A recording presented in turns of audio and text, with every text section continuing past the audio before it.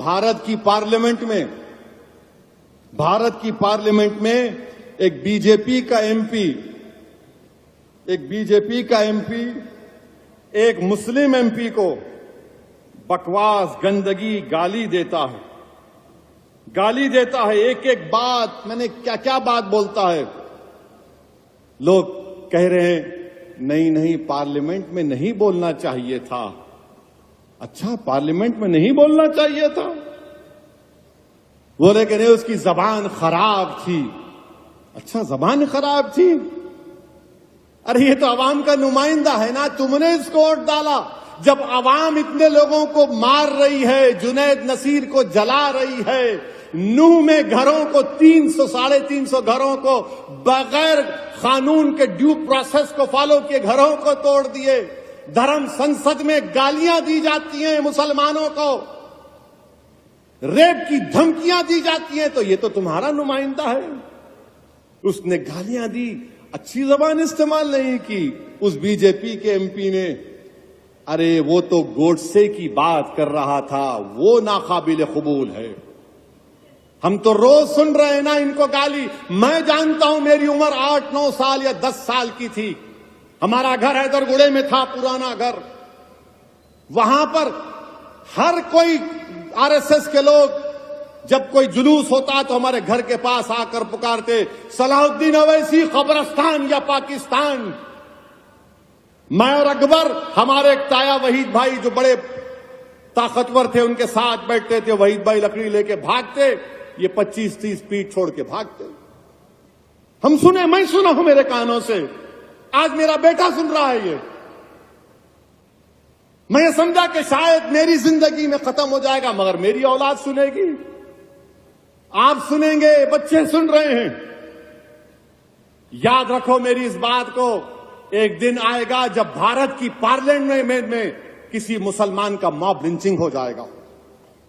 वो दिन दूर नहीं है, वो दिन दूर नहीं है। क्योंकि हिटलर की जब हुकूमत थी तो हिटलर की हुकूमत में लिखा जाता था, यहूदियों से बच के रहो, ये जर्मनी के लिए खतरा है। आज यहूदी लफ्ज को निकाल दो, मुसलमान लिख दो उस पर। हमारे देश के वजीर आजम, कहां गया आपका सबका साथ, सबका विकास, सबका विश्वास? अरे नरेंद्र मोदी जी, जो आपके एमपी ने मुसलमानों के बारे में जो बकवास बकी है, मेरी आपसे गुजारिश है कि उसका चैलेंज करके आप अरब ममालिक के अपने हुक्मरानों को भिजा दो, या हबीबी इस तरह का हम इससे सलूक करते देखो मुसलमानों से, बुझाओ।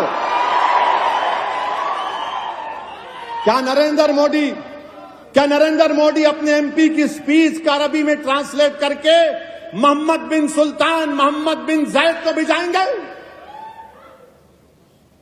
आप भिजाएंगे उनको? बताओ देश के वजीर आजम। क्या तुर्की के एर्दोगान को भिजाओ? देखो हम इस तरह भारत की नई बिल्डिंग में हमारे पार्टी का एमपी ने मुसलमानों को इस तरह कहा है। देश के वजीर आजम कुछ नहीं बोलेंगे। जुनैद नसीर मर गए, वजीर आजम मुंह नहीं खोलते। ट्रेन में 3-3 मुसलमानों को नाम पूछकर गोली मार दी गई, वजीर आजम कुछ नहीं बोलेंगे। पीटा जा रहा है, सतारा में मारा गया, कुछ नहीं। अरे सतारा में तो जो बच्चा शहीद हुआ, अरे देवेंद्र फडणवीस तुम्हारे आदमी ने जुलूस को निकाला था। तुम होम मिनिस्टर रहकर तुम्हारा आदमी सतारा की मस्जिद में घुसता है माप को लेकर। कैसे होम मिनिस्टर हो तुम देवेंद्र फडणवीस? मगर हमारे वजीर आजम ने इस मुल्क में एक माहौल को पैदा कर दिया कि नफरत करो और राज करो, नफरत करो वोट हासिल करो, नफरत करो सत्ता हासिल करो, इस्लाम को गाली दो, जीत जाओ इलेक्शन, इस्लाम को गाली दो और प्राइम मिनिस्टर, सीएम, मिनिस्टर बन जाओ, मुसलमानों को पीटो और इख्तिदार पर आ जाओ।